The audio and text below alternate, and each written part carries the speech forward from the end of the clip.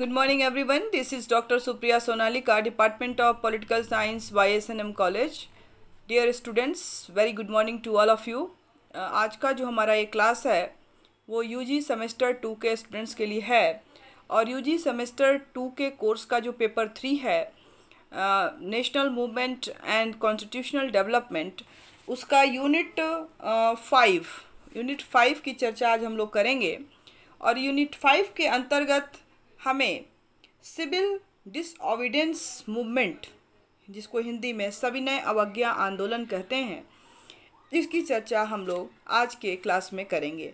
इसके पूर्व हम लोग राष्ट्रीय आंदोलन क्या है, उनका स्वरूप कैसा था, और इसके साथ साथ उग्रवादी उदारवादी युग की चर्चा हम लोगों ने की और गांधी युग क्रांतिकारी युग की चर्चा की और गांधीयन एज फेज के अंतर्गत हमने जो है नन कॉपरेशन मूवमेंट की भी चर्चा हम लोग इसके पहले कर चुके हैं। और आज के जो क्लास में हम लोग जो है जो सिविल डिसओबीडियंस मूवमेंट था उसकी चर्चा हम लोग गांधीयन फेज के अंतर्गत करेंगे। तो गांधी युग का जो दूसरा चरण था और उस चरण की जो सबसे महत्वपूर्ण घटना जो थी वो सविनय अवज्ञा आंदोलन थी।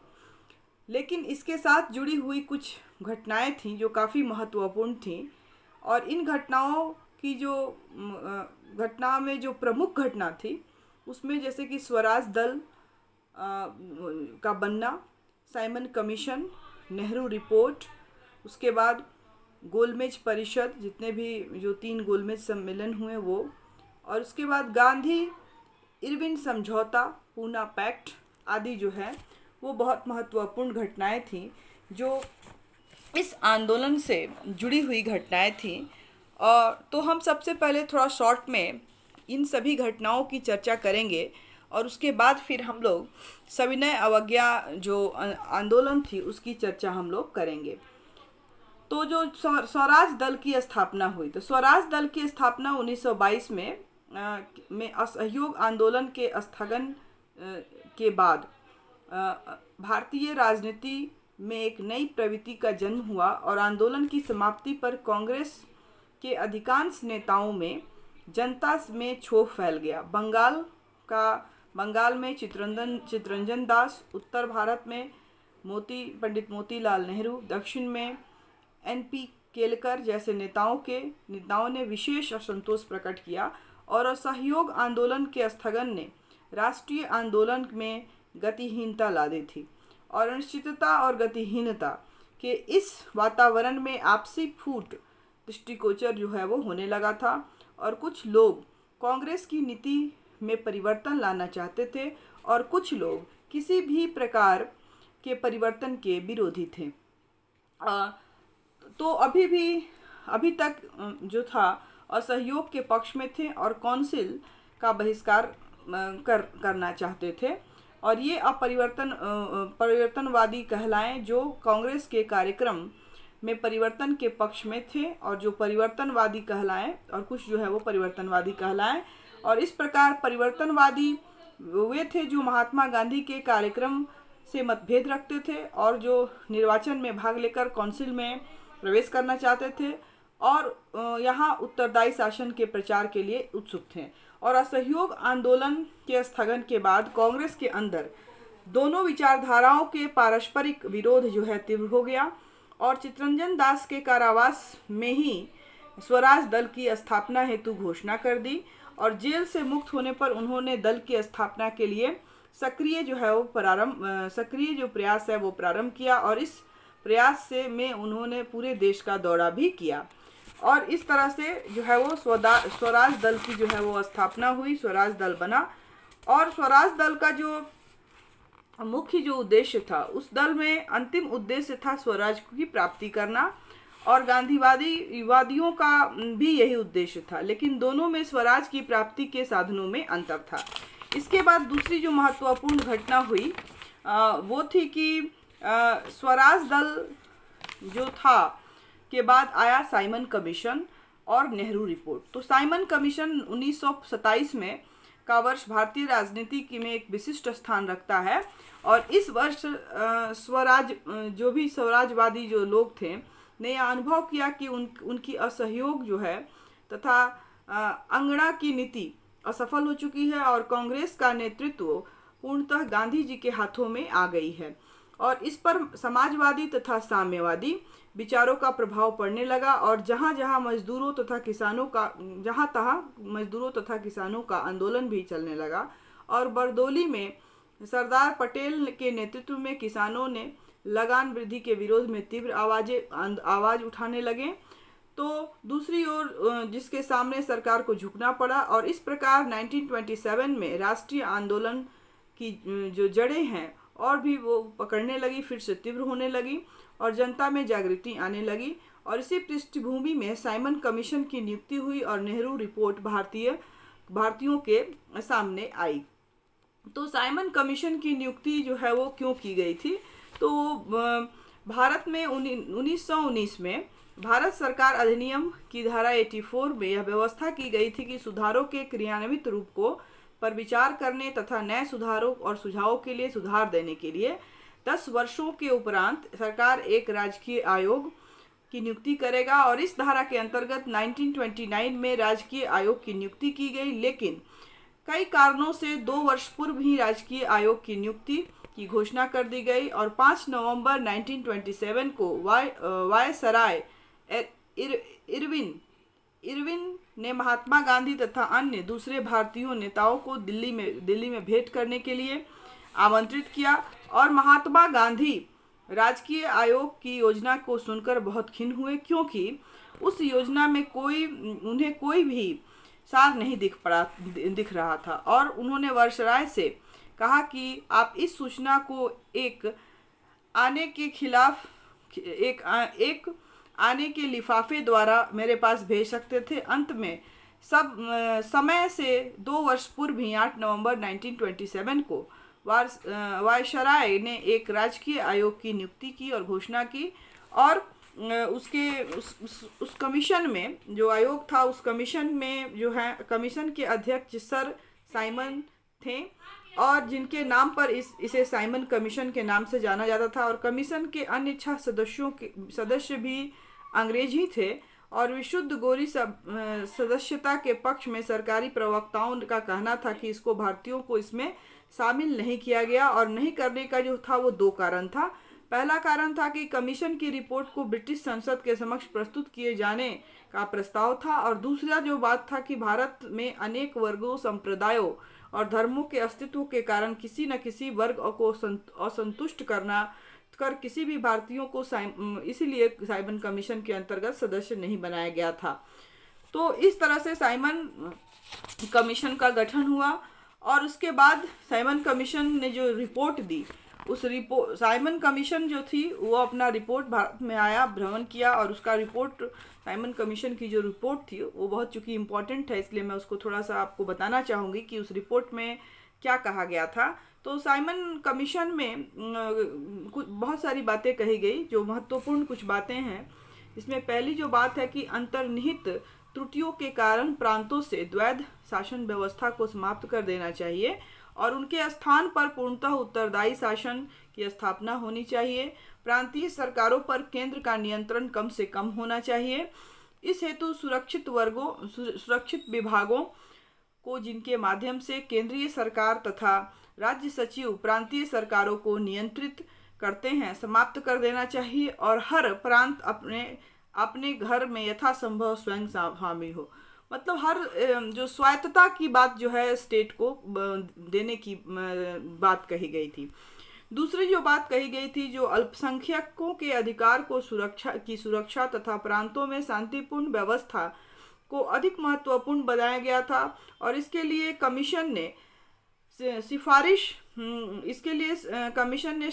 की कि गवर्नर जो है को विशेष अधिकार प्रदान इसमें किया जाना चाहिए। तीसरा जो महत्वपूर्ण बात थी कि केंद्रीय सरकार की शासन व्यवस्था में परिवर्तन के लिए कोई महत्वपूर्ण सिफारिश नहीं की गई और उसने प्रांतों के विपरीत केंद्र में अनुत्तरदायी शासन को उचित समझा और कमीशन का यह विचार था कि केंद्र में अनुत्तरदायी सरकार सदा इसी प्रकार चलती रहेगी।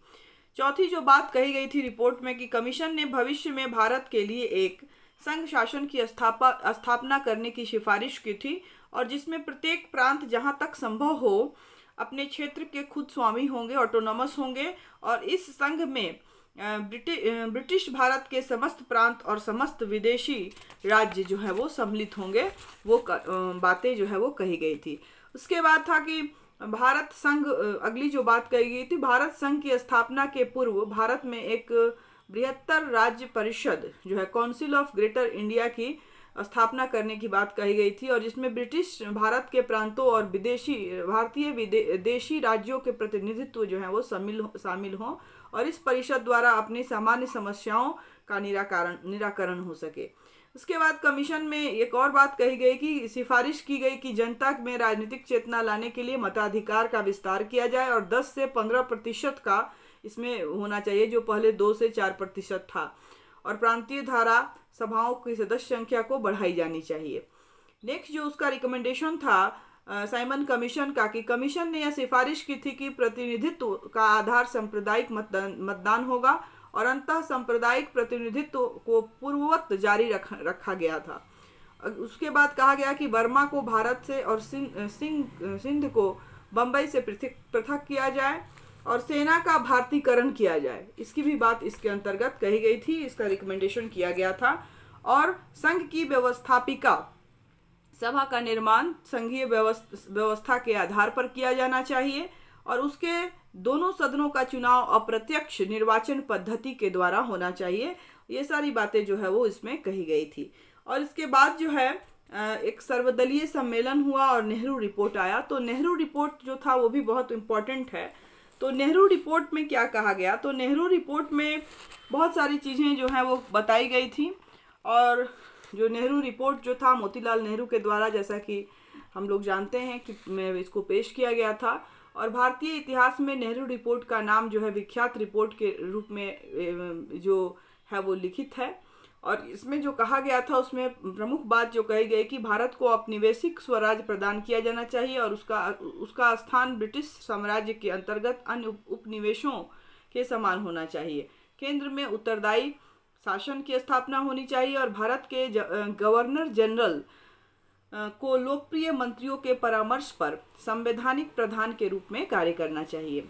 तीसरी जो बात कही गई कि केंद्रीय व्यवस्थापिका सभा द्विसदनीय हो, और मंत्रिमंडल उसके प्रति उत्तरदायी हो, और सदन का निर्वाचन व्यस्त मताधिकार के द्वारा प्रत्यक्ष पद्धति से हो अथवा उच्च सदन का प्रोक्ष पद्धति से हो। प्रांतों में भी केंद्र की भांति उत्तरदायी शासन की स्थापना होनी चाहिए। केंद्र और प्रांत के मध्य शक्तियों का एक वितरण होना चाहिए, और एक योजना प्रस्तुत की गई जिसमें अवशिष्ट शक्तियां जो हैं वो रेसिडुअरी जो पावर्स थे वो केंद्र को प्रदान की गई थी, और सांप्रदायिक निर्वाचन का अंत कर उसके स्थान पर संयुक्त निर्वाचन व्यवस्था का सुझाव दिया गया था। और साथ ही साथ यह भी सिफारिश की गई थी कि अल्पसंख्यक वर्गों को उनकी जनसंख्या के आधार पर आरक्षण का प्रदान किया जाए। इसके बाद उत्तर पश्चिमी सीमांत को ब्रिटिश भारत के अन्य प्रांतों के समान वैधानिक स्तर प्राप्त हो। और उसके बाद रिपोर्ट में मौलिक अधिकारों के उल्लेख किया गया, और उन्हें संविधान में स्थान देने की सिफारिश की गई। और लास्ट में रिपोर्ट में यह कहा गया कि कई देशी राज्यों के अधिकारों और विशेषाधिकारों की रक्षा की व्यवस्था की जाए, और साथ ही साथ उन्हें यह चेतावनी भी दी गई कि भारत संघ में उन्हें तभी सम्मिलित किया जाएगा जब उनके राज्य में उत्तरदायी शासन की स्थापना हो जाएगी। तो इस तरह से ये नेहरू रिपोर्ट जो थी उसकी जो भी महत्वपूर्ण बात थी। अब हम आते हैं कि जो सविनय अवज्ञा आंदोलन था, जो सेकेंड महात्मा गांधी का जो महत्वपूर्ण आंदोलन था नॉन कॉपरेशन मूवमेंट के बाद, जो सिविल डिसओबीडियंस मूवमेंट जो था, और इसका प्रारंभ कैसे होता है, और जो उसके अंतर्गत जो है जो 3 गोलमेज सम्मेलन होते हैं उनकी हम चर्चा जो है वो संक्षिप्त में करेंगे। तो सबसे पहले 1929 में भारत में अशांति और उथल पुथल का वर्ष था, और देश की आर्थिक हालत शोचनीय हो गई थी। आर्थिक मंदी के कारण वस्तुओं के दाम बढ़ रहे थे और कृषकों, मजदूरों तथा व्यापारियों की हालत जो है वो खराब हो चुकी थी और बड़े बड़े हड़तालों का तांता लगा हुआ था। किसान और मजदूर संगठित हो गए थे और उनका आंदोलन संघर्षशील तथा विकराल रूप धारण कर रहा था और मध्यम वर्ग के युवकों में हिंसात्मक प्रवृत्तियां बढ़ती जा रही थी। किसानों, मजदूरों और युवकों पर साम्यवाद का प्रभाव बढ़ता जा रहा था और मेरठ षड्यंत्र केस इसी प्रभाव का परिणाम थी, जिसमें 30 साम्यवादी नेता गिरफ्तार हो गए थे और इस असंतोषपूर्ण तथा विद्रोहात्मक वातावरण में सरकार जो है वो घबरा गई और उसके बाद उसमें जो है एक जो समझौता हुआ, लॉर्ड इरविन की घोषणा हुई और एक समझौता किया गया। तो इसमें क्या हुआ, तो जब ऐसी स्थिति जब 1929 में जब भारत की थी, तो भारत की विप्लवकारी स्थिति से सरकार जो है वो काफ़ी भयभीत थी और इसी समय इंग्लैंड में मजदूर दल भी जो है वो क्या हुआ था, सत्तारूढ़ हो गया था और लॉर्ड मैकडोनाल्ड प्रधानमंत्री बन गए थे और मैकडोनाल्ड ने भारत के लिए स्वराज के विचारों से सहानुभूति रखते थे और उन्होंने लॉर्ड इरविन को विचार विमर्श करने के लिए लंदन में बुलाया और इंग्लैंड से लौटकर लॉर्ड इरविन ने 31 अक्टूबर 1929 को सम्राट की ओर से यह घोषणा की कि भारत में को अंत में औपनिवेशिक स्वराज प्रदान किया जाए और लॉर्ड इरविन ने यह भी आश्वासन दिया कि साइमन कमीशन की रिपोर्ट के प्रकाशन के बाद सरकार भारत के भावी संविधान के सिद्धांत पर विचार विमर्श करने के लिए एक गोलमेज परिषद, एक राउंड टेबल कॉन्फ्रेंस का आयोजन करेगी और जिसमें ब्रिटिश भारत और देशी राज्यों के प्रतिनिधि जो है वो ब्रिटिश सरकार से बातचीत करने के लिए जाएंगे। तो ये चीज़ें कही गई और इसी के तहत जो है महात्मा गांधी ने वर्षराय से जो है वो भेंट की और 22 दिसंबर 1929 को गांधी जी ने वर्षराय से भेंट की और उस अवसर पर पंडित मोतीलाल नेहरू, सर तेज बहादुर सप्रू, सरदार पटेल और जिन्ना भी उस समय मौजूद थे और वायसराय ने ऐसा आश्वासन देने में असमर्थता दिखाई कि गोलमेज परिषद भारत के लिए औपनिवेशिक संविधान का निर्माण करेगी और इससे भारतीय जनता को बड़ी ही निराशा हुई और सरकार के विरुद्ध घृणा की लहरें जो है वो देश में फैल गई। इसके बाद क्या हुआ, कांग्रेस का लाहौर अधिवेशन हुआ। ये भी बहुत ही महत्वपूर्ण है। तो उत्तेजनापूर्ण जब ये घटना घट गई, वर्षराय से मुलाकात होने के बाद जब उत्तेजनापूर्ण वातावरण में कांग्रेस का अधिवेशन जो है वो दिसंबर 1929 में लाहौर में हुआ, क्योंकि इन लोगों को लगता था कि कहीं संविधान बनाने के लिए वो परमिशन मिल जाएगा ब्रिटिश गवर्नमेंट से, लेकिन ऐसा कुछ हुआ नहीं। तो जो है उसके मन में जो है इंडियंस के मन में जो है वो घृणा फिर से अंग्रेजों के लिए आ गई और वो उत्तेजनापूर्ण वातावरण में कांग्रेस का अधिवेशन दिसंबर 1929 को लाहौर में हुआ और अधिवेशन का सभापतित्व जो है पंडित जवाहरलाल नेहरू ने किया, जो युवक आंदोलन तथा उग्र राष्ट्रवाद के प्रतीक थे। और महात्मा गांधी ने राष्ट्र की नब्ज को पहचान लिया और महसूस किया कि हिंसात्मक क्रांति को रोकने के लिए सविनय अवज्ञा आंदोलन को अपनाना होगा और अंततः उन्होंने लाहौर अधिवेशन में प्रस्ताव पेश किया कि भारतीयों का लक्ष्य अब पूर्ण स्वाधीनता, कंप्लीट इंडिपेंडेंस है, ना कि औपनिवेशिक स्थिति जो डोमिनेंट स्टेटस था उसको प्राप्त करना। और इस तरह से उसी अधिवेशन में कांग्रेस की कार्यकारिणी समिति ने निश्चय किया कि प्रतिवर्ष 26 जनवरी को स्वतंत्रता दिवस मनाया जाएगा और एक प्रतिज्ञा पत्र जो है तैयार की गई, जो प्रतिवर्ष इस दिन पढ़ी जाती और इस हेतु लोग शपथ लेते और स्वतंत्रता को प्राप्त करके रहेंगे। कि सारे देश में पूर्ण उत्साह के साथ स्वतंत्रता दिवस मनाया गया, जो भारतीयों में असीम भावना, उत्साह, प्रेम का एक तरह से द्योतक था या घोतक था। और इस तरह से जो सविनय अवज्ञा आंदोलन था उसको जो है वो शुरू करने की एक जो पृष्ठभूमि जो है वो तैयार हुई। जो सविनय अवज्ञा आंदोलन हुआ, उस आंदोलन का होने का कारण क्या था, तो इसके कारण के पीछे जो ऐतिहासिक घटनाएं थी उसकी चर्चा जो मैंने संक्षिप्त में की। ब्रिटिश साम्राज्य के विरुद्ध भारतीयों का महान और ऐतिहासिक संघर्ष 1930 में आरंभ हुआ और महात्मा गांधी ने इसका नेतृत्व किया। और आंदोलन प्रारंभ होने के, जो सविनय अवज्ञा आंदोलन था, उसके प्रारंभ होने के कुछ कारण थे महत्वपूर्ण। उसमें पहला जो कारण था कि ब्रिटिश सरकार ने नेहरू रिपोर्ट को अस्वीकार कर भारतीयों के लिए संघर्ष के अतिरिक्त अन्य कोई मार्ग नहीं छोड़ा और भारतीयों के सामने आंदोलन के अतिरिक्त दूसरा कोई चारा नहीं था, क्योंकि नेहरू रिपोर्ट को स्वीकार नहीं किया गया था। दूसरी जो बात है कि देश की आर्थिक हालत शोचनीय हो गई थी। आर्थिक मंदी से भारत जो था अछूता नहीं था, क्योंकि फर्स्ट वर्ल्ड वार हो चुका था, काफ़ी मंदी थी और वस्तुओं की कीमतें बहुत बढ़ रही थी। किसानों की हालत इतनी गिर गई थी कि वे एक गज कपड़ा तक उनके पास नसीब नहीं था और एक बोतल किरासन की तेल जो होती है, केरोसिन ऑयल भी खरीदने की स्थिति में वो नहीं थे। मतलब बात एकदम बिल्कुल स्पष्ट थी कि वे कर, लगान और कर्ज नहीं चुका सकते थे। उनकी इतनी स्थिति खराब थी किसानों की कि वो किसी तरह के टैक्स अंग्रेजों को नहीं दे सकते थे। तीसरी जो महत्वपूर्ण कारण था सविनय अवज्ञा शुरू होने का, कि औद्योगिक और व्यावसायिक वर्ग भी सरकार की नीतियों से असंतुष्ट थी और सरकार ने अंग्रेजों को फायदा पहुंचाने के लिए रुपया के मूल्य में परिवर्तन कर दिया था और इन वर्गों ने भी सरकार के विरुद्ध कांग्रेस द्वारा संचालित आंदोलन में भाग लेना शुरू कर दिया था। चौथी जो बात कही गई कि औद्योगिक मजदूरों की दशा तो अत्यधिक शोचनीय हो ही गई थी। कल कारखानों में हड़तालें आम बात हो गई। मेरठ षड्यंत्र केस में गिरफ्तार 36 मजदूर नेताओं को लंबी कैद की सजा दे दी गई और इस घटना ने मजदूरों में सनसनी फैला दी और इन सब के कारण मजदूरों में वर्ग चेतना आई और वे संगठित होने लगे। और पंडित नेहरू के शब्दों में मजदूर आंदोलन सिद्धांत और संगठन दोनों में वर्ग चेतनापूर्ण, उग्र और खतरनाक हो रहा था। ऐसे जो है वो नेहरू ने ये बात कही थी, पंडित नेहरू ने।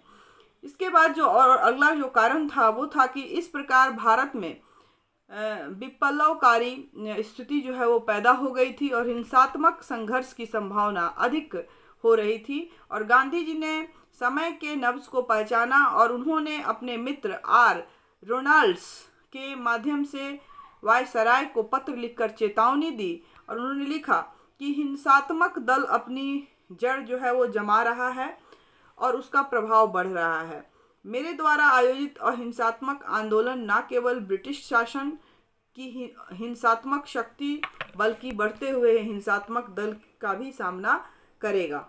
और उन्होंने आगे लिखा, मुझे वायसराय महोदय के उत्तर पर कोई आश्चर्य नहीं है।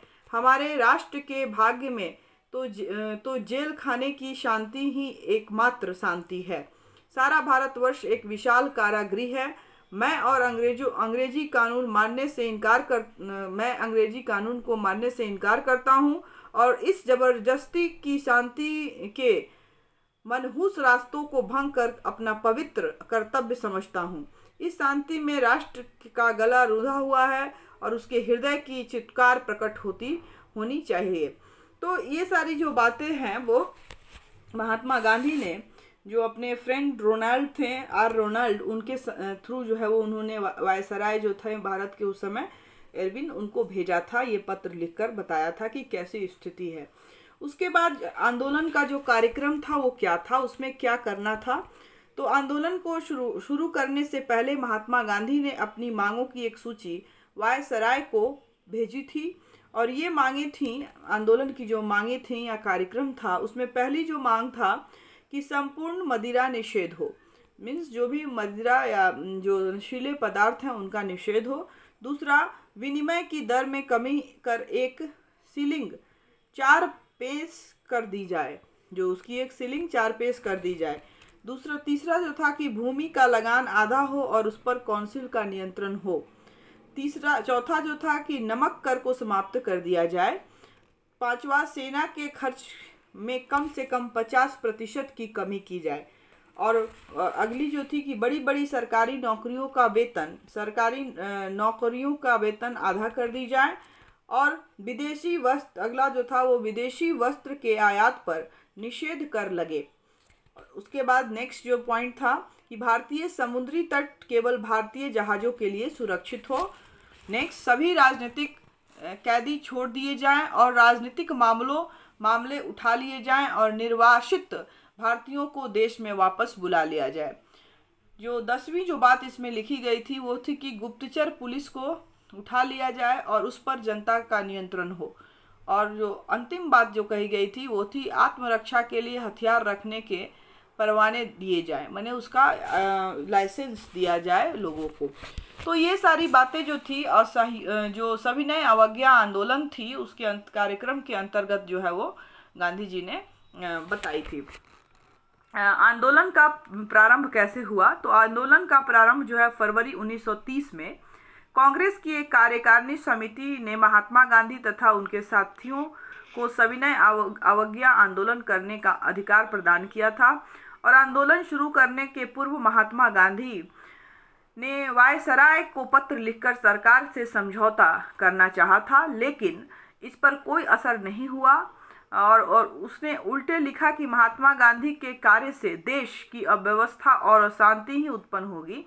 और इसके उत्तर में महात्मा गांधी ने लिखा था, मैंने रोटी मांगी पर लाठी मिली, अतः आंदोलन आरंभ करने के अतिरिक्त मेरे सामने कोई चारा नहीं है। और आंदोलन जो है वो शुरू कर दिया गया था। सविनय अवज्ञा आंदोलन का आरंभ दांडी मार्च का ऐतिहासिक घटना से हुआ और इसमें गांधी जी के साथ विद्यापीठ तथा साबरमती आश्रम के 78 सदस्यों ने भाग लिया और यह निश्चित किया कि वे लोग समुद्र तट के एक गांव दांडी जाकर नमक बनाएंगे। और इस प्रकार नमक का जो कानून था का उल्लंघन किया गया। और 12 मार्च 1930 को गांधी जी ने अपने साथियों के साथ साबरमती आश्रम से दांडी के लिए प्रस्थान किया और 200 मील की दूरी पैदल ही उन्होंने 24 दिनों में तय की गई। और जगह जगह हजारों नर नारियों ने सत्याग्रही दोस्तों की जय जयकार मनी। और सरदार पटेल जो गांव का दौरा कर जनता को सजग कर रहे थे कि गिरफ्तारी और सजा ने जनता में उत्तेजना और सनसनी ला दी। और दांडी यात्रा के महत्व पर प्रकाश डालते हुए सुभाष चंद्र बोस ने इसकी तुलना नेपोलियन के पेरिस मार्च, जो नेपोलियन का मार्च ऑन पेरिस था, उससे की और मुसोलिनी के रोम मार्च से की है।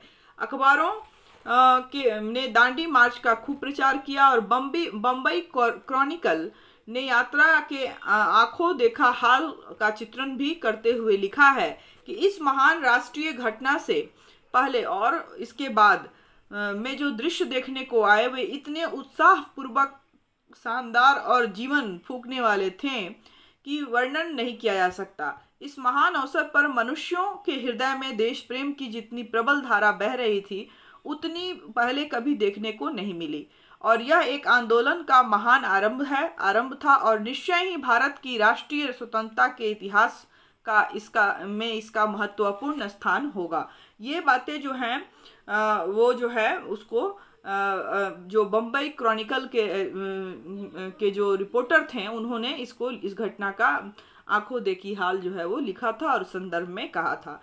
पंडित जवाहरलाल नेहरू ने कहा है कि जैसे जैसे दिन प्रतिदिन जनता इस सत्याग्रही जनता का साथ देती गई, देश में उत्तेजना की मात्रा बढ़ती गई और अंग्रेजी और एंग्लो इंडियन अखबारों ने इस ऐतिहासिक यात्रा का उपहास भी किया और इसे महत्वहीन बताया। बट स्टेटमेंट्स ने कहा कि महात्मा गांधी उस समय तक पानी खौलाते रहेंगे जब तक कि भारत को औपनिवेशिक स्वराज प्राप्त ना हो जाए।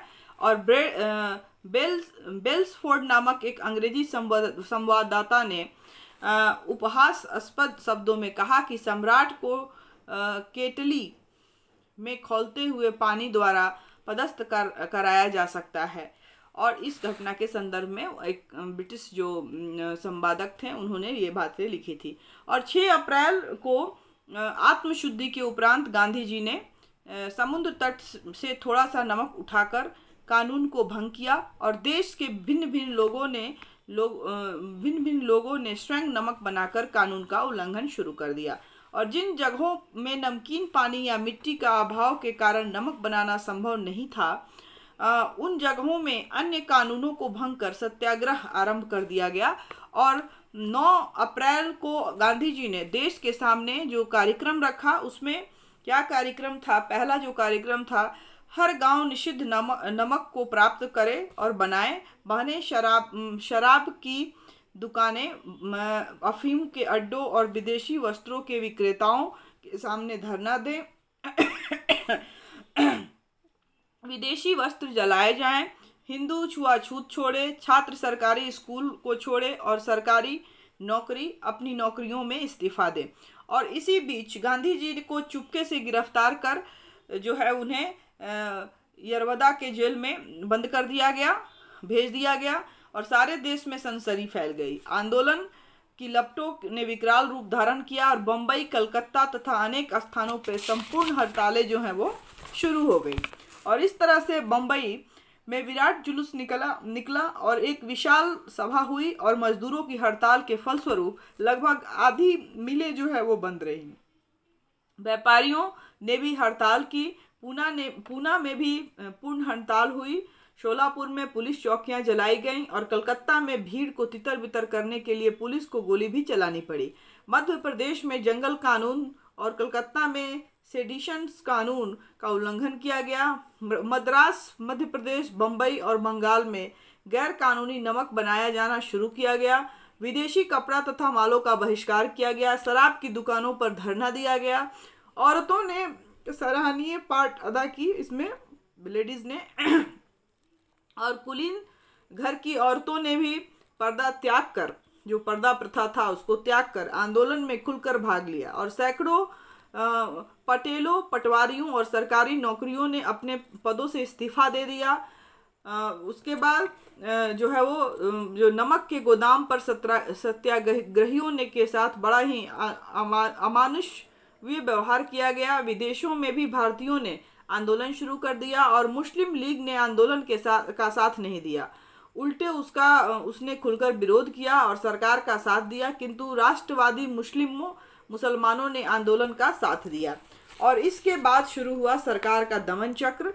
ये सब आंदोलन होने के बाद तो सरकार ने आंदोलन को निर्ममता से कुचलना शुरू किया और जुलूसों और सार्वजनिक सभाओं को तितर बितर करने के लिए लाठीचार्ज, अंधाधुंध चलाई गई और कभी कभी गोलियों की बौछार भी की गई और बृहद पैमाने पर जनता को गिरफ्तार किया गया, कड़ा जुर्माना लगाया गया।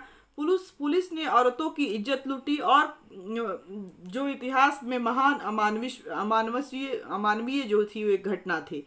और इसके साथ ही साथ कर नहीं देने वाले की संपत्ति जब्त कर ली गई अंग्रेजों के द्वारा। और जो धरसना हवा के समय पुलिस के अत्याचार की चर्चा करते हुए न्यू फ्रीमैन ने समाचार पत्र के एक संवाददाता हैं बेब मिलर ने लिखा था कि मैं 22 देशों में 18 वर्षों से संवाददाता का काम कर रहा हूं। इस काल में मैंने असंख्यक उपद्रव, मारपीट और विद्रोह देखे, किंतु धारसाना के समान पीड़ाजनक दृश्य मेरे देखने में कभी नहीं आया। और कभी कभी तो यह इतने दुखद हो जाते थे कि क्षण भर के लिए आंखें फेर लेना पड़ता था। स्वयं सेवकों का अनुशासन अद्भुत था। मालूम होता था कि इन लोगों ने गांधी के अहिंसा धर्म को घोल कर पी लिया। तो ये एक मतलब समाचार पत्र के एडिटर के द्वारा जो है वो बातें चूंकि देखी गई थी और उसका वर्णन जो है वो किया गया था। और इस तरह से सरकार की दमनचक्र आंदोलन को दबाने में सफल नहीं रहा, बल्कि वह तो तीव्र हो गया। अतः कुछ व्यक्तियों ने सरकार तथा सत्याग्रहियों के बीच समझौता कराने का असफल प्रयास भी किया। महात्मा गांधी ने सत्याग्रह आंदोलन को तब तक जारी रखने के बारे में कहा कि जब तक कि भारत को सार रूप में स्वतंत्रता प्रदान न कर दी जाए, और फलतः सविनय अवज्ञा आंदोलन पूर्ववत चलता रहा। जो ये आंदोलन था वो चलता रहा। इसके बाद हुआ जो प्रथम गोलमेज सम्मेलन जो 12 नवंबर 1930 को हुआ। तो जो प्रथम गोलमेज सम्मेलन हुआ उसके आधार पर जो है सम्मेलन के आधार पर जो है वो कुछ उसके निष्कर्ष निकाले गए। तो वो जो निष्कर्ष निकाला गया था उसमें क्या था कि यह निर्वादित था कि प्रथम गोलमेज सम्मेलन असफल रहा और इसमें भारत को करोड़ों भूखी नंगी जो जनता थी के सच्चे प्रतिनिधित्व ने भाग नहीं लिया। वैसे तो कांग्रेस की कुछ मांगों को आंशिक रूप से स्वीकार किया गया, लेकिन उसकी मुख्य मांगे जो पूर्ण स्वतंत्रता का विचार तक नहीं पहुंच सका और जो है औपनिवेशिक स्वराज की मांग को भी अस्वीकार कर दिया गया। और इस तरह से सुभाष चंद्र बोस ने सम्मेलन में कहा था कि इसने भारत को दो तीखी गालियां दी हैं, अभिरक्षण और संघराज। गालियों को खाने योग्य बनने के लिए उन पर उत्तरदायित्व का मीठा जो है मुलम्मा चढ़ा दिया गया था। तो इसका जो सम्मेलन था इसकी बारे में उन्होंने कहा। इसके बाद होता है गांधी इरविन समझौता। ये क्या था? समझौता का कार्य प्रशस्त करने के उद्देश्य से वायसराय ने महात्मा गांधी तथा कांग्रेस कार्यकारिणी समिति और अन्य सदस्यों को बंदी गृह से मुक्त करने की आज्ञा दे दी। और जहां जयकर और तेज बहादुर सप्रू ने महात्मा गांधी और वायसराय के बीच वार्ता के लिए मध्यस्थता की और कांग्रेस की कार्यकारिणी समिति ने महात्मा गांधी को वायसराय लॉर्ड इरविन से बातचीत करने को कहा और गांधी जी और वायसराय के बीच सौहार्दपूर्ण वातावरण में वार्तालाप शुरू हुआ और काफ़ी बातचीत के बाद 5 मई 1931 को एक समझौता हुआ जो इतिहास में गांधी इरविन समझौता के नाम से जाना जाता है। और गांधी और कांग्रेस ने कराची अधिवेशन में इस समझौते को स्वीकृति दी। जो समझौता हुआ उसमें क्या आश्वासन दिया गया वायसराय के द्वारा? पहला कि हिंसात्मक जो अपराध थे, अपराधों के अतिरिक्त अन्य समस्त राजनीतिक बंदियों को मुक्त कर दिए जाए। दूसरा कि सरकार द्वारा जब्त संपत्ति को वापस कर दिया जाए। तीसरा नमक को निःशुल्क तैयार करने या एकत्र करने की अनुमति दी जाए। चौथा शराब, अफीम और विदेशी कपड़ों की दुकानों पर शांतिपूर्ण पिकेटिंग करने की अनुमति दी जाए। और दूसरा जो कांग्रेस ने भी जो बातें स्वीकार की वह था कि वह सविनय अवज्ञा आंदोलन को स्थगित कर देगी। दूसरा वह पुलिस जातियों के लिए निष्पक्ष जांच की मांग नहीं करेगी। तीसरा वह भारत के हित संरक्षकों तथा रक्षा कवचों सहित उत्तरदायित्व के आधार पर दूसरे गोलमेज परिषद में भाग लेगी और वह समस्त बहिष्कारों को बंद कर देगी। तो ये चीज़ें जो है कांग्रेस के द्वारा भी कही गई और समझौते का प्रक्रिया जो हुआ क्या हुआ, कांग्रेस के बहुमत ने समझौते से स्वागत किया और समझौते का स्वागत किया बहुमत देकर। और परंतु वामपंथी तथा कुछ युवकों ने इसका घोर जो है विरोध भी किया और नेताजी सुभाष चंद्र बोस ने कांग्रेस की पराजय कहा इसको। और पंडित नेहरू जो थे वो पंडित नेहरू को जो है जवाहरलाल नेहरू को संरक्षक की व्यवस्था से बहुत दुख हुआ और महात्मा गांधी और सरदार भगत सिंह तथा उनके साथियों को फांसी के तख्ते से नहीं बचा सकी और जिससे युवक को बड़ी निराशा हुई और उन्होंने गांधी मुर्दाबाद के नारे भी लगाए। और टाइम्स नामक समाचार पत्र ने स्पष्ट कर दिया कि यह ब्रिटिश कूटनीति की विजय है। और ऐसा समझौता समय की मांग के अनुसार आवश्यक था क्योंकि बहुत से लोगों को कांग्रेस की वितृष्णा होने लगी थी और उनके कार्यक्रमों के कारण वे दूर भागने लगे थे। तो गांधी इरविन समझौते ने कांग्रेस की प्रतिष्ठा को बढ़ाया और इसके प्रभाव को विस्तार किया। और पंडित जवाहरलाल नेहरू ने कहा है कि समझौते के उपरांत अनेक व्यक्ति जो तूफानी दिनों में कष्टों से घबराकर कांग्रेस से बच रहे थे, कांग्रेस की ओर आकर्षित होने लगे और उन्होंने अपने पिछले व्यवहार को सुधारने का प्रयत्न किया। इसके बाद होता है द्वितीय गोलमेज सम्मेलन और द्वितीय गोलमेज परिषद जो है वो सितंबर 1931 में। द्वितीय गोलमेज जो परिषद की बैठक जो है वो सितंबर 1931 में प्रारंभ हुई और गांधी जी गोलमेज परिषद में कांग्रेस के एकमात्र प्रतिनिधि के रूप में इसमें शामिल हुए और सरकार ने पंडित मदन मोहन मालवीय और सरोजनी नायडू को व्यक्तिगत रूप से सम्मेलन में भाग लेने के लिए आमंत्रित किया था। सम्मेलन एक प्रतिकूल राजनीतिक स्थिति में शुरू हुई। इंग्लैंड में राष्ट्रीय सरकार की स्थापना की गई जिसमें अनुदार और उदार दोनों दलों की प्रधानता थी। अक्टूबर महीने में ब्रिटिश लोकसभा का नया निर्वाचन हुआ और जिसमें अनुदारवादी पार्टी जो थी वो विजयी हुई और इस परिवर्तित राजनीतिक स्थिति के कारण गोलमेज परिषद भारत के लिए एक महत्वपूर्ण कार्य नहीं कर सकी और यह निरर्थक तथा भड़कीली वाद विवाद की सभा बनकर रह गई। और गोलमेज परिषद के जो प्रतिनिधि प्रमुख समस्याओं के संबंध में एक निर्णय पर नहीं पहुंच सके, और इसका कारण था कि एक ओर महात्मा गांधी जैसे उच्च आदर्शों के पुजारी तथा दूसरी ओर सांप्रदायिकता तथा संकीर्ण विचारों के लोग इसमें भाग ले रहे थे। महात्मा गांधी ने केंद्र में द्वैत शासन को क्रियान्वित करने का कटु शब्द में विरोध किया और सांप्रदायिक समस्या पर अंतिम निर्णय के लिए गांधी ने नेहरू रिपोर्ट के आधार पर प्रयत्न किया, किंतु उनको सफलता नहीं मिली और अल्प मतों तथा अनुसूचित जातियों के प्रतिनिधियों ने पृथक प्रतिनिधित्व की जो है वो मांग की। द्वितीय गोलमेज सम्मेलन के संबंध में जो निर्णय लिया गया उसमें क्या बात हुई, एक नए संविधान का ढांचा बने, संघीय न्यायपालिका का ढांचा, संघीय व्यवस्थापिका सभा का निर्माण, केंद्र तथा प्रांतों के बीच आर्थिक साधनों का आर्थिक जो है वो साधनों का बंटवारा और भारत संघ में देशी राज्यों से सम्मिलित होने का अधिकार। तो ये सारी चीज़ें उसमें गोलमेज में हुई। उसके बाद द्वितीय गोलमेज परिषद का अधिवेशन जो है दिसंबर 1931 को समाप्त हुआ और यह जो है वो एक असफल रही, और इसकी असफलता का प्रमुख कारण जो था वो ब्रिटिश सरकार का विरोधी रूप था और भारत की समस्या का हल निकालने के लिए तनिक भी उत्सुक नहीं थी और भारत की नौकरशाही को समानता के आधार पर गांधी के साथ समझौता करना पसंद नहीं था और पसंद नहीं था।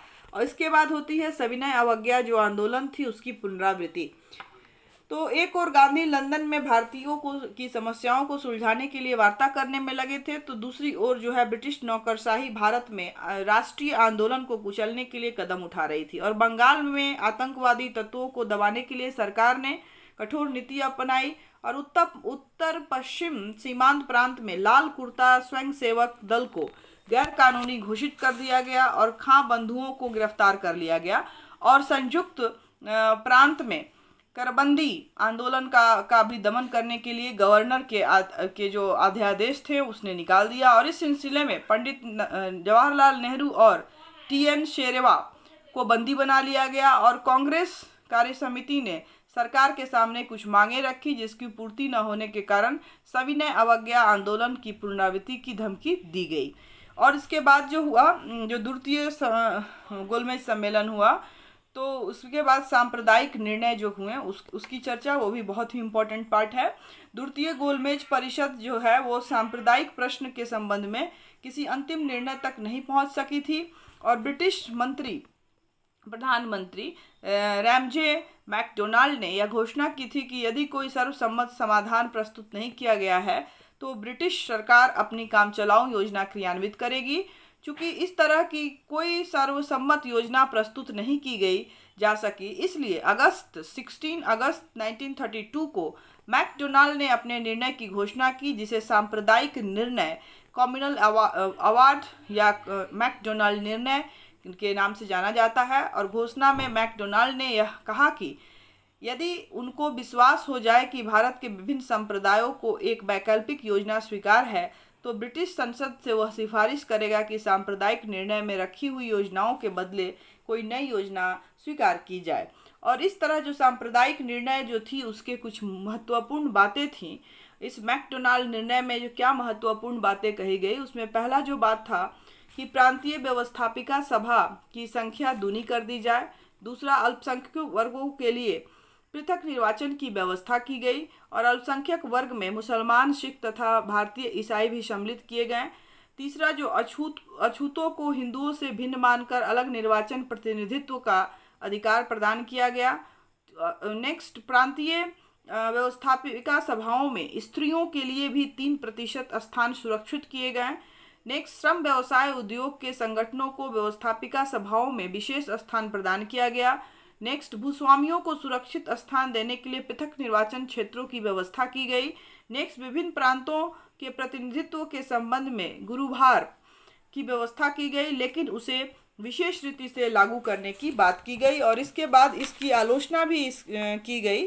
और उसके बाद होता है लास्ट में जो है गांधी जी का जो अमर अनशन है वो हुआ पूना पैक्ट और उसके बाद इसमें जो विशेष बातें की गई और इसके बाद होता है तीसरा गोलमेज सम्मेलन जो 17 नवंबर 1932 को हुआ, और इसके बाद आया श्वेत पत्र, वाइट पेपर जो है वो आया, और इसके बाद अंत में जो है आंदोलन का जो है अंत हुआ और किस तरह से पुनः काउंसिल का जो है वो प्रवेश हुआ, ये चीज़ें जो है इसमें महत्वपूर्ण है।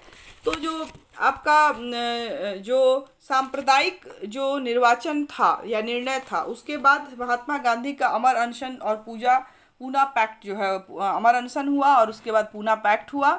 उसके बाद तृतीय गोलमेज सम्मेलन, उसके बाद श्वेत पत्र दिया गया, उस श्वेत पत्र में क्या बताया गया, और लास्ट में आंदोलन का अंत हुआ। तो इस तरह से सविनय अवज्ञा आंदोलन जो है वो धीरे धीरे से शिथिल पड़ता गया, और हिंदुओं और हरिजनों के प्रति किए गए पापों को प्रायश्चित के लिए गांधी जी ने 8 मई 1933 को 21 दिनों का उपवास शुरू किया, और सरकार ने उन्हें जेल से मुक्त कर दिया।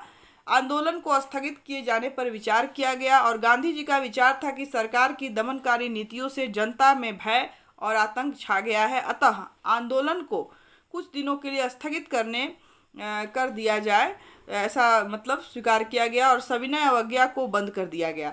उसके स्थान पर व्यक्तिगत सत्याग्रह शुरू हुआ, और मार्च 1934 में यह आंदोलन समाप्त कर दिया गया। गांधी जी इससे पृथक हो गए और वे अछूतों के उद्धार के लिए कार्य में लग गए, और आंदोलन की शिथिलता के कारण भारतीयों के हृदय में व्यवस्थापिका सभाओं में प्रवेश करने की भावना जो है उदित हुई, और 31 मार्च 1933 को कांग्रेस कार्यकर्ताओं की एक बैठक दिल्ली में डॉक्टर अंसारी के सभापतित्व में हुई, और उन्होंने स्वराज पार्टी को पुनः जीवित करने का निश्चय किया, और यह तय किया गया कि कांग्रेस आगामी निर्वाचन में भाग ले। गांधी जी ने अपनी सहमति दे दी और एक संसदीय समिति की नियुक्ति हुई, और 1934 में कांग्रेस ने केंद्रीय व्यवस्थापिका सभा के निर्वाचन में भाग लिया, और उसे आशातीत जो है सफलता मिली। पंजाब के अतिरिक्त अन्य सभी प्रांतों में भी वो विजयी हुए, और व्यवस्थापिका सभा ने कांग्रेस ने बड़ी तत्परता के साथ और उत्साह के साथ जो है वो काम किया। तो इस तरह से जो है जो ये पूरा जो आंदोलन था वो चला, और पूरी तरह से जो है वो इसमें बहुत सारी चूँकि जो सविनय अवज्ञा आंदोलन काफ़ी लंबा चला, और इसके अंतर्गत बहुत सारी जो घटनाएं थी, इम्पोर्टेंट घटनाएं थी, वो घटी, चाहे वो इरविन समझौता हो, या नेहरू रिपोर्ट हो, या साइमन कमीशन हो, या 3 जो गोलमेज सम्मेलन हो वो हो, या व्हाइट पेपर हो, पूना पैक्ट हो। तो ये सारी जो घटनाएं थी, ये जो आंदोलन चला, सविनय अवज्ञा आंदोलन जो चला, सिविल डिसओबीडियंस मूवमेंट, उसी के अंतर्गत, उसी के बीचों बीच, और उसी जो कार्यक्रम था उसी के हिस्से के अंतर्गत वो सारी चीज़ें, घटनाएं जो हैं वो घटित हुई, और यह एक बहुत ही अच्छा बड़ा आंदोलन चला, और इससे काफ़ी बहुत कुछ मतलब जो है राष्ट्रीय आंदोलन के मार्ग को प्रशस्त करने में, उस पर एक स्टेप आगे तक बढ़ने में जो है वो काफ़ी मदद मिली। तो ये था हमारा जो है सिविल डिसओबीडियंस मूवमेंट, जो गांधी जी के द्वारा गांधी युग के समय में किया गया था। और इससे जो क्वेश्चन आते हैं कि इसमें 1930 में महात्मा गांधी द्वारा संचालित सविनय अवज्ञा आंदोलन का वर्णन करें तथा उनका मूल्यांकन या परीक्षण करें। दूसरा जो है वो क्वेश्चन आ सकता है कि सविनय अवज्ञा आंदोलन की पृष्ठभूमि, कार्यक्रम और महत्व का वर्णन करें। ठीक है, तो इस तरह से लॉन्ग क्वेश्चन आ सकते हैं। शॉर्ट क्वेश्चन के रूप में आपका कुछ भी आ सकता है, जैसे कि मान लीजिए कि सविनय अवज्ञा आंदोलन का कार्यक्रम कब मतलब शुरू हुआ, गांधी इरविन समझौता कब हुआ, उसके बाद दांडी यात्रा कहाँ हुई, कहाँ से हुई। तो ये सब जो है ऑब्जेक्टिव क्वेश्चन के रूप में आपको पूछा जा सकता है। साथ ही साथ कांग्रेस में पूर्ण स्वतंत्रता जो है वो कब मतलब का प्रस्ताव कब आया और कहाँ आया, और इसकी अध्यक्षता किसने की। तो ये सारे क्वेश्चन इम्पॉर्टेंट हैं जो है आपके एग्ज़ाम में आ सकते हैं, चूँकि आपके एग्ज़ाम में ऑब्जेक्टिव्स और साथ ही साथ शॉर्ट आंसर और लॉन्ग आंसर सभी तरह के क्वेश्चन आते हैं। तो अकॉर्डिंग टू उसके आप जो है वो इससे क्वेश्चंस जो है वो अपना तैयार कर सकती हैं। आई थिंक आपको सब समझ में आया हो। अगर इसके बाद भी कोई डाउट हो, कोई कन्फ्यूजन हो, तो आप कमेंट सेक्शन में जाके अपने प्रश्न ज़रूर रखें। नए टॉपिक के साथ बहुत जल्द हम फिर मिलेंगे। तब तक के लिए घर में रहें, सुरक्षित रहें, पढ़ते रहें। Thank you all of you.